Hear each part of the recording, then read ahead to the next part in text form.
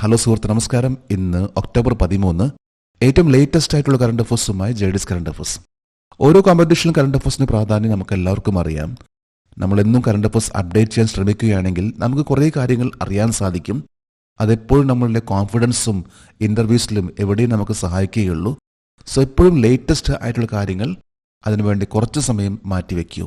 ഇന്ന് ഒക്ടോബർ 13 നമുക്ക് ഇന്നത്തെ കറണ്ട് അഫേഴ്സിലേക്ക് പോകാം. ഒരു ന്യൂസ് ഹെഡിംഗ് ആണ് women's blind football world cup 2025. വനിതാ ബ്ലൈൻഡ് ഫുട്ബോൾ ലോകകപ്പ് 2025. ഈ കഴിഞ്ഞ October 11 women's blind football world cup അവസാനിച്ചത്. എവിടെയായിരുന്നു ഈ മത്സരം?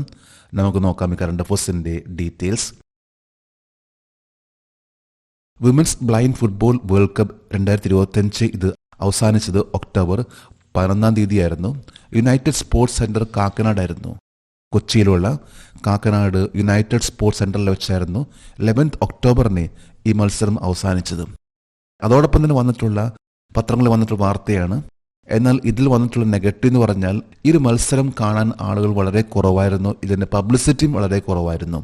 അതുകൊണ്ട് തന്നെ ഈ ഒരു മത്സരം അത്രയ്ക്ക് ഹൈലൈറ്റ് ആകാത്ത ലെവലിലേക്ക് പോയിട്ടുള്ള ഒരു മത്സരമാണ്. യുണൈറ്റഡ് സ്പോർട്സ് സെന്ററിൽ വെച്ചായിരുന്നു women's blind football world cup. ഒരു ഇന്റർനാഷണൽ ലെവലിലെ ഈവന്റ് ആയിരുന്നു. ഇത് ഓർഗനൈസ് ചെയ്തിട്ടുള്ളത് ഇന്ത്യൻ ബ്ലൈൻഡ് ഫുട്ബോൾ ഫെഡറേഷൻ ആണ്. ഒരു ഇന്റർനാഷണൽ ഫുട്ബോൾ മത്സരമായിട്ടുള്ള വേൾഡിലെ women's blind football world cup ആയിരുന്നു നടന്നിട്ടുള്ളത് ഈ കഴിഞ്ഞ ഒക്ടോബർ 11. അതിന്റെ ലാസ്റ്റ് ഡേറ്റ് ആയിരുന്നു. അർജന്റീന ഇംഗ്ലണ്ടിന് 2-3 പരാജയപ്പെടുത്തിക്കൊണ്ട് വീണ്ടും ഈ വർഷം കപ്പ് നിലനിർത്തി. അർജന്റീന രണ്ടാമത്തെ പ്രാവശ്യമാണ് മത്സരത്തിൽ വിജയിക്കുന്നത്. ഇംഗ്ലണ്ട് 2.0 എന്ന സ്കോറിൽ. ഇന്ത്യയുടെ സ്ഥാനം 5ാമത്തെ സ്ഥാനമാണ്. ടോട്ടൽ 8 രാജ്യങ്ങൾ പങ്കെടുത്തു. ഇതിൽ India, Argentina, Brazil, England, Poland, തുർക്കി, കാനഡ, ജപ്പാൻ. ഇതിൽ അർജന്റീന വിജയിച്ചു. England 2nd, India 5th position. അടുത്തൊരു ന്യൂസ് ഹെഡിംഗ് ആണ് Gill becomes the first Indian to score 10 centuries in WTC. Shubman Gill 10 centuries നേടി. WTC എന്ന് പറയുമ്പോൾ എന്താണ്? വേൾഡ് ടെസ്റ്റ് ചാമ്പ്യൻഷിപ്പ് ആണ് WTC. നമുക്ക് കറണ്ട് അഫേഴ്സിന്റെ ഡീറ്റെയിൽസിലേക്ക് പോകാം. വേൾഡ് ടെസ്റ്റ് ചാമ്പ്യൻഷിപ്പ് ഇപ്പോൾ നടന്നുകൊണ്ടിരിക്കുകയാണ്. ഇതിൽ ആണ് ശുഭ്മാൻ ഗിൽ 10 സെഞ്ചുറീസ് നേടിക്കൊണ്ട് ആ ഒരു എലൈറ്റ് ക്ലബിൽ, അതായത് WTCയിൽ 10 സെഞ്ചുറി നേടുന്ന വ്യക്തികളിൽ ഒരു വ്യക്തിയുടെ മാറി ഇന്ത്യയിലെ ദ ഫസ്റ്റ് പേഴ്സൺ ആണ് ശുഭ്മാൻ ഗിൽ 10 സെഞ്ചുറീസ് നേടുന്നത്. വെസ്റ്റ് ഇൻഡീസിനെതിരെയായിരുന്നു ഒക്ടോബർ 12 129 റൺസ് നേടിക്കൊണ്ട് ശുഭ്മാൻ ഗിൽ ഏറ്റവും ടോപ്പ് ലെവൽ ഇന്ത്യയിലെ ദ ഫസ്റ്റ് പേഴ്സൺ ആണ് 10 സെഞ്ചുറീസ് നേടുന്നത്. ഇതിനു മുമ്പ് രോഹിത് ശർമ്മയായിരുന്നു ഈ ഒരു സ്ഥാനത്ത്. എന്നാൽ രോഹിത് ശർമ്മയെ മറികടന്നുകൊണ്ടാണ് ശുഭ്മാൻ ഗിൽ ഈ ഒരു സ്ഥാനം നേടിയിട്ടുള്ളത്. 10 സെഞ്ചുറീസ്. WTCയിലെ ഏറ്റവും കൂടുതൽ സെഞ്ചുറീസ് നേടിയിട്ടുള്ള വ്യക്തിയാണ് ജോ റൂട്ട്. ഇംഗ്ലണ്ട് താരമാണ് ജോ റൂട്ട്. 21 സെഞ്ചുറീസ് ആണ് നേടിയിട്ടുള്ളത് 69 മാച്ചിൽ. തൊട്ടുപുറകെ ഓസ്ട്രേലിയയിലെ സ്റ്റീവ് സ്മിത്ത് 13 സെഞ്ചുറീസും കെയ്ൻ വിൽസ്മാനും മാഗ്നസ് ലാബുഷ് ചാക്നെ 11 സെഞ്ചുറീസ് ആണ്. ശുഭ്മാൻ ഗിൽ 10 സെഞ്ചുറീസ് ആണ് നേടിയിട്ടുള്ളത്. അതുപോലെ ഏറ്റവും കൂടുതൽ ആവറേജ് ഉള്ള വ്യക്തി എന്ന് പറയുമ്പോൾ അത് കെയ്ൻ വില്യംസൺ ആണ്. ഓസ്ട്രേലിയയുടെ 61.34 ആണ് WTCയിലെ ആവറേജ് എന്ന ലെവലിൽ ഏറ്റവും ടോപ്പ് ലെവൽ വന്നിരിക്കുന്ന വ്യക്തി. അടുത്തൊരു ന്യൂസ് ഹെഡിംഗ് ആണ് India Australia joint military exercise AustraHind 2025 to begin in Perth on 13 October. 13 ഒക്ടോബറിൽ India Australia joint military exercise നടക്കാൻ പോവുകയാണ്. മിക്കവാറും എല്ലാ കാര്യങ്ങളും ഈ ഒറ്റ ഹെഡിങ് തന്നെ എടുത്തു പറഞ്ഞിട്ടുണ്ട്. ഇന്ത്യ ഓസ്ട്രേലിയയുടെ എക്സസൈസ് ആണ് ഓസ്ട്ര ഹിന്ദ്. നമുക്ക് കറണ്ട് അഫേഴ്സിന്റെ ഡീറ്റെയിൽസിലേക്ക് പോകാം. 4ാമത്തെ എഡിഷൻ ആണ് ഇന്ത്യ ഓസ്ട്രേലിയ ജോയിന്റ് മിലിറ്ററി എക്സസൈസിന്റെ. ഓസ്ട്ര ഹിന്ദ് എന്നറിയപ്പെടുന്ന ഈ എക്സസൈസ് ഇന്ത്യ ഓസ്ട്രേലിയയുടെ ഒരു ജോയിന്റ് മിലിറ്ററി എക്സസൈസ് ആണ്. ആർമി എക്സസൈസ് ആണത്. ഇന്ത്യ ഓസ്ട്രേലിയയുടെ ഓസ്ട്ര ഹിന്ദ് എന്ന് പറയുന്ന എക്സസൈസ്. ഈ വർഷം ഇത് നടക്കാൻ പോകുന്നത് ഓസ്ട്രേലിയയിലെ പെർത്ത് എന്ന സ്ഥലത്താണ്. 13 ഒക്ടോബർ, അതായത് ഇന്നാണ് ഈ എക്സസൈസ് നടക്കുന്നത്.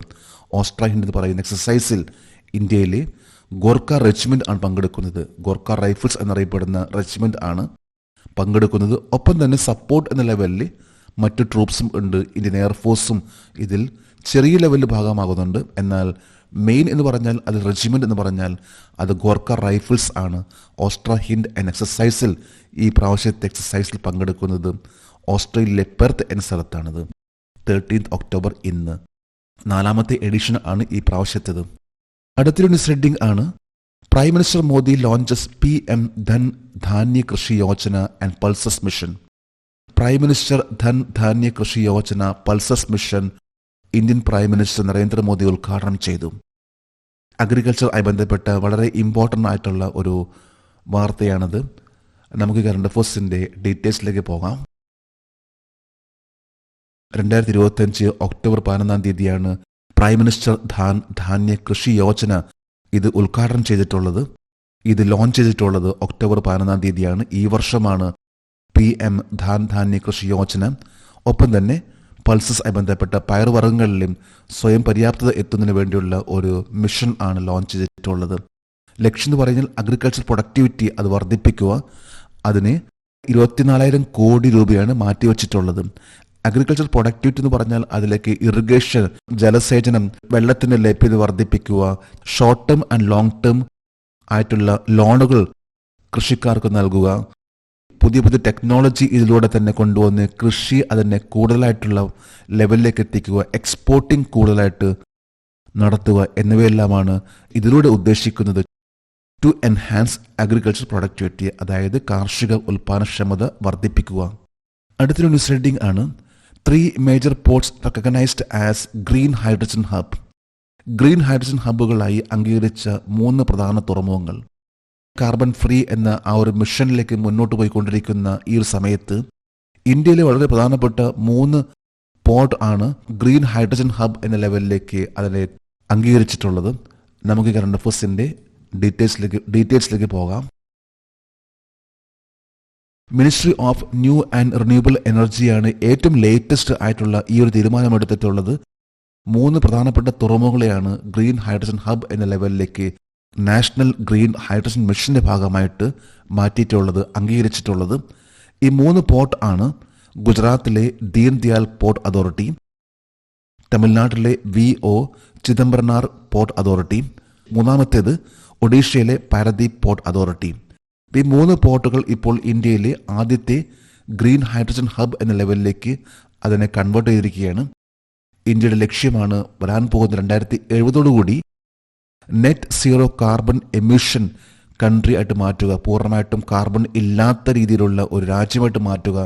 അത് 2070 ഇന്ത്യ ലക്ഷ്യമിടുന്നുണ്ട്. അതിൻ്റെ ഭാഗമായിട്ടുള്ള ഓരോ മേഖലയിലും ഇപ്പോൾ നെറ്റ് കാർബൺ സീറോ എന്ന ലെവലിലേക്ക് ഇന്ത്യ മുന്നോട്ട് പോയിക്കൊണ്ടിരിക്കുകയാണ്. ഇതിൻ്റെ ഭാഗമായിട്ടുള്ള 3 പോർട്ട് ആണ് ഇപ്പോൾ ഗ്രീൻ ഹൈഡ്രജൻ ഹബ് എന്ന ലെവലിലേക്ക് മാറ്റിയിട്ടുള്ളത്. ഇന്നത്തെ കറണ്ട് അഫയേഴ്സിലെ last heading over 33 lakh students in single teacher school in India. ഇന്ത്യയിലെ സിംഗിൾ ടീച്ചർ സ്കൂളുകളിലെ 33 ലക്ഷത്തിലധികം വിദ്യാർത്ഥികൾ. സിംഗിൾ ടീച്ചർ, അതായത് ഒരു സ്കൂളിൽ ഒരു ടീച്ചർ മാത്രമേ ഉണ്ടാവുകയുള്ളൂ. ഇങ്ങനെയുള്ള സ്കൂളുകൾ ഇന്ന് ഏതാണ്ട് 33 ലക്ഷത്തോളം കുട്ടികൾ പഠിച്ചുകൊണ്ടിരിക്കുന്നുണ്ട് ഇന്ത്യയിൽ. ഏത് സംസ്ഥാനത്താണ് ഏറ്റവും കൂടുതൽ കുട്ടികളുള്ളത്, അതുപോലെ ഏത് സംസ്ഥാനത്താണ് ഏറ്റവും കൂടുതൽ ഇത്തരത്തിലുള്ള സ്കൂളുകൾ ഉള്ളത്, നമുക്ക് നോക്കാം ഈ കറണ്ട് അഫയേഴ്സിന്റെ ഡീറ്റെയിൽസ്. 2024-25 മിനിസ്ട്രി ഓഫ് എഡ്യൂക്കേഷന്റെ ഒരു കണക്ക് പ്രകാരം ഇന്ന് ഇന്ത്യയിൽ 1,04,125 സ്കൂൾസ് ആണുള്ളത്, സിംഗിൾ ടീച്ചർ സ്കൂൾസ് ആയിട്ടുള്ളത്. 1,04,125 സ്കൂൾസ് ആണ്.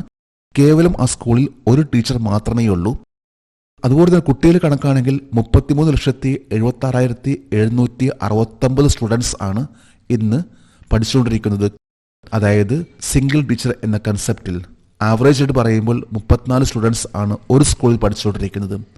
34 സ്റ്റുഡൻസ് ആണ് ഈ കണക്കനുസരിച്ച് ആവറേജ് ആയിട്ട് വരുന്നത്. ഒരു സ്കൂളിൽ കേവലം ഒരു ടീച്ചർ മാത്രമുള്ള കണക്ക്. ഇത് അക്കാഡമിക് ഇയർ 2024-25 കണക്കാണ് ഇപ്പോൾ പുറത്തിറക്കിയിട്ടുള്ളത്. ഇതനുസരിച്ച് ആന്ധ്രാപ്രദേശ് ആണ് ഏറ്റവും കൂടുതൽ സ്കൂളുകളുള്ളത്. അതായത് സിംഗിൾ ടീച്ചർ സ്കൂൾ എന്ന ലെവലിലെ ഏറ്റവും കൂടുതൽ സ്കൂൾ ഉള്ള സംസ്ഥാനം എന്ന് പറയുമ്പോൾ അത് ആന്ധ്രാപ്രദേശ് ആണ്. 12,912 സിംഗിൾ ടീച്ചർ സ്കൂൾസ് ആണ് ആന്ധ്രാപ്രദേശിലുള്ളത്. തൊട്ടുപിറകെ ഉത്തർപ്രദേശ്, 3-ാം സ്ഥാനത്ത് ജാർഖണ്ഡ്, മഹാരാഷ്ട്ര, കർണാടക, ലക്ഷദ്വീപ്, മധ്യപ്രദേശ്, വെസ്റ്റ് ബംഗാൾ എന്നിങ്ങനെ പോകുന്നു. ഡൽഹിയിലാണെങ്കിൽ ഏറ്റവും കുറവ് 9 സിംഗിൾ ടീച്ചർ സ്കൂൾസ് ആണുള്ളത്. ഇതിൽ ഏറ്റവും കൂടുതൽ കുട്ടികൾ പഠിക്കുന്ന സിംഗിൾ ടീച്ചർ എന്ന കൺസെപ്റ്റിൽ ഏറ്റവും കൂടുതൽ കുട്ടികൾ പഠിച്ചുകൊണ്ടിരിക്കുന്ന സംസ്ഥാനം അത് ഉത്തർപ്രദേശ് ആണ്. ഒന്നാം സ്ഥാനത്ത് ഉത്തർപ്രദേശ്. ഏതാണ്ട് 6,24,327 സ്റ്റുഡൻസ് ആണ് ഉത്തർപ്രദേശിൽ സിംഗിൾ ടീച്ചർ എന്ന കൺസെപ്റ്റിൽ പഠിച്ചുകൊണ്ടിരിക്കുന്നത്.